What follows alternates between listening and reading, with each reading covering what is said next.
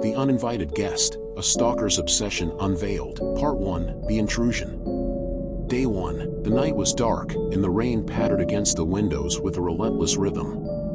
It was the perfect cover for my actions as I trailed him, my heart pounding with excitement and trepidation. He had no idea that he was being followed, no inkling of the presence that lurked in the shadows behind him. As he stepped into the warm glow of his home, I hesitated for a moment outside, my breath hitching in anticipation. This was it, the moment I had been waiting for, the chance to enter his world undetected. With trembling hands, I turned the doorknob and slipped inside, the rush of adrenaline coursing through my veins. His house was a sanctuary of solitude, a haven where he could escape the chaos of the outside world. I took a moment to inhale the scent of his cologne lingering in the air, a scent that filled me with a sense of euphoria. It was as if I were inhaling a part of him, absorbing his essence into my very being. Careful to make no sound, I tiptoed through the dimly lit hallway, my eyes darting from one object to the next. His belongings surrounded me, photographs on the walls, books piled high on shelves, personal mementos scattered across countertops. Each item told a story, a glimpse into his past, his present, his innermost thoughts. I couldn't help but feel a surge of excitement as I explored his home, like a thief in the night stealing precious treasures. But I wasn't here to steal, I was here to immerse myself in his world, to become a part of it in a way he could never imagine. And as I stood in the heart of his domain, I knew that this was only the beginning of my obsession. Part 2, The Intricacies of Obsession. Day 2, the morning light filtered through the curtains, casting a soft glow across the room as I awoke from my makeshift bed on the couch. The events of the previous night played over in my mind like a reel of film, each moment etched into my memory with vivid clarity. With a sense of purpose, I rose from my resting place and began to explore his home once more. It was a ritual now, a routine that I had come to relish with each passing day. Every corner held a new discovery, a new insight into his life that fueled my obsession even further. I found myself drawn to his bedroom, the place where he slept, where he dreamt, where he was most vulnerable. It was a sacred space, untouched by the outside world, and yet I couldn't resist the temptation to enter. As I stepped inside, the air seemed to crackle with electricity, a tangible reminder of the intimacy of this forbidden act. His scent lingered in the air, enveloping me in a cocoon of warmth and desire. I closed my eyes and breathed him in, savoring the moment as if it were the sweetest of nectars. It was intoxicating, the way his presence filled the room, suffusing every corner with his essence. With trembling hands, I reached out to touch his belongings, to feel the texture of his clothes beneath my fingertips. It was an intimate act, a connection forged in the darkness of the night, and yet it felt so right, so natural. I reveled in the sensation, the thrill of being so close to him, so intimately entwined with his life. But even as I lost myself in the depths of my obsession, a nagging voice whispered in the back of my mind, a voice of doubt, of guilt, of fear.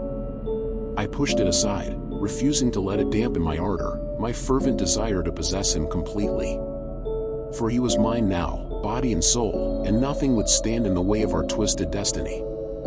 Part 3, The Dance of Deception. Day 3. As the days melded into one another, I found myself slipping deeper into the shadows of his life, becoming a silent observer of his every move.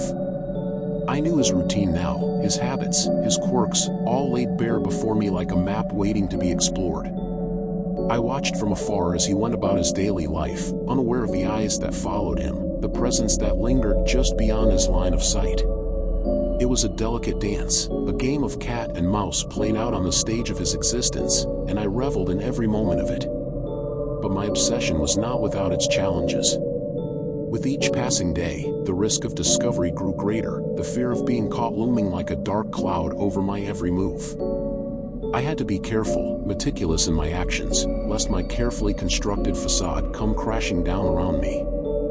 And yet, despite the dangers that lurked in the shadows, I couldn't resist the temptation to get closer, to immerse myself even further in his world. So I continued to push the boundaries, to test the limits of my obsession, heedless of the consequences that awaited me. One night, as he slept soundly in his bed, I crept into his room once more, drawn to him like a moth to a flame. I watched him in the soft glow of the moonlight, the rise and fall of his chest like a hypnotic rhythm that beckoned me closer. With a trembling hand, I reached out to touch him, to feel the warmth of his skin beneath my fingertips. It was a moment of pure ecstasy, a fleeting glimpse of the intimacy that I so desperately craved. And yet, even as I reveled in the sensation, a voice whispered in the back of my mind, a voice of doubt, of guilt, of fear. But I silenced it with a fierce determination, refusing to let anything stand in the way of my obsession, my twisted desire to possess him completely. For he was mine now, body and soul, and nothing would ever change that. Part 4, The Web Tightens. Day 4, with each passing day, my obsession grew more intense, more consuming, until it felt like I was drowning in a sea of desire. I found myself drawn deeper into his world, entangled in the intricate web of my own making, unable to escape its suffocating embrace. Every moment spent in his presence was a torture and a delight, a delicate balance between ecstasy and agony. I watched him from afar, my heart pounding with anticipation, my breath catching in my throat at the slightest movement he made. But as my obsession deepened, so too did the risks. I could feel the eyes of suspicion upon me, the whispers of doubt that followed in my wake. I had to be careful, to tread lightly, lest I be discovered and cast out into the darkness once more. And yet, despite the dangers that lurked in the shadows, I couldn't resist the temptation to get closer, to immerse myself even further in his world. So I continued to push the boundaries, to test the limits of my obsession, heedless of the consequences that awaited me. One night, as he slept soundly in his bed, I crept into his room once more, my heart racing with anticipation. But this time, something was different, a sense of unease that prickled at the back of my neck, a feeling of being watched. I froze in place, my breath catching in my throat as I scanned the room for any sign of danger. And then I saw it, a shadowy figure lurking in the corner, its eyes gleaming with malice in the darkness. Panic surged through me like a tidal wave, threatening to engulf me in its icy grip. I wanted to scream, to run, to escape this nightmare that had become my reality. But it was too late, the web had tightened around me, ensnaring me in its deadly embrace, and there was no escape now. Part 5, The Revelation. Day 5, the discovery of the shadowy figure lurking in the corner of his room left me paralyzed with fear and uncertainty. Who could it be? Had my secret obsession finally been uncovered? Questions swirled in my mind like a tempest, each one more terrifying than the last. With trembling hands, I reached out to confront the intruder, my heart pounding in my chest like a drumbeat of dread. But as I drew closer, my worst fears were realized. The figure was not a stranger, but someone far closer to home. It was him. My heart lurched in my chest as I stumbled backward, my mind reeling with disbelief. How could this be? How could the object of my obsession be standing before me, watching me with eyes filled with a mixture of anger and betrayal? But as the shock began to wear off, a sense of clarity washed over me like a wave crashing against the shore. He had known all along. He had known about my presence in his home, my obsession with him, and he had bided his time, waiting for the perfect moment to reveal the truth.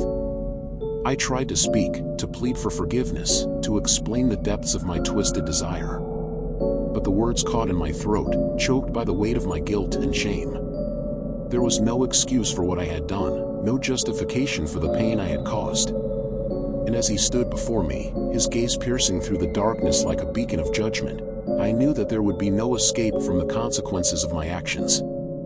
I had crossed a line from which there was no return, and now I would have to face the consequences of my obsession head-on. But even as I stood on the precipice of my downfall, a part of me couldn't help but feel a sense of twisted satisfaction, a perverse thrill at having been caught, at having my darkest desires laid bare for all to see.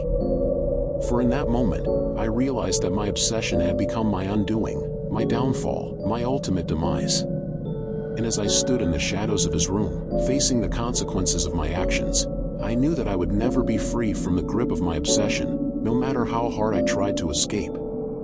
Part 6, The Confrontation. Day 6, the air crackled with tension as we stood face to face, trapped in a silent battle of wills. His eyes bore into mine, a storm of emotions raging beneath the surface, anger, betrayal, and perhaps even a hint of pity. I tried to speak, to plead for understanding, but the words caught in my throat like a noose tightening around my neck. What could I say to make him understand the depths of my obsession, the twisted desires that had driven me to this point? But he didn't need my words to understand. He could see it written in the hollows of my eyes, the trembling of my hands, the desperation that radiated from every pore. And as the truth dawned on him, a flicker of something akin to empathy crossed his face, a fleeting moment of understanding in the midst of chaos. For a moment, we stood in silence, suspended in time like actors on a stage, each waiting for the other to make the next move. And then, without warning, he spoke, a single word that shattered the fragile illusion of control that I had built around myself. Why? The question hung in the air like a guillotine poised to strike, cutting through the silence with razor-sharp precision. And as I struggled to find an answer, to articulate the twisted motivations that had led me down this dark path, I realized that there was no excuse for what I had done. I had invaded his privacy, violated his trust, and shattered the sanctity of his home, all in the name of my own selfish desires.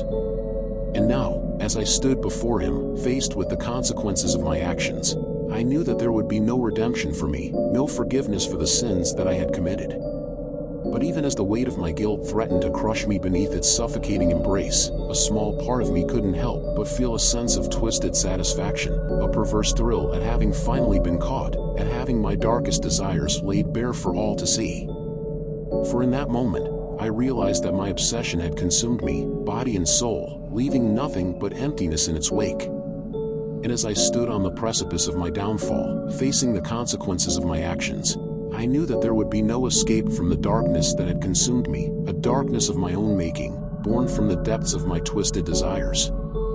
Part 7, The Final Descent, Day 7. In the cold light of day, the truth of my actions weighed heavily upon me, a burden too heavy to bear. I had become a prisoner of my own obsession, trapped in a labyrinth of my own making with no hope of escape. As I stood before him, my heart heavy with remorse, I knew that there was only one path left for me to take, the path of redemption, no matter how steep and treacherous it may be. With a trembling voice, I begged for his forgiveness, for a chance to make amends for the pain and suffering I had caused. But he remained silent, his eyes filled with a mixture of sorrow and resignation.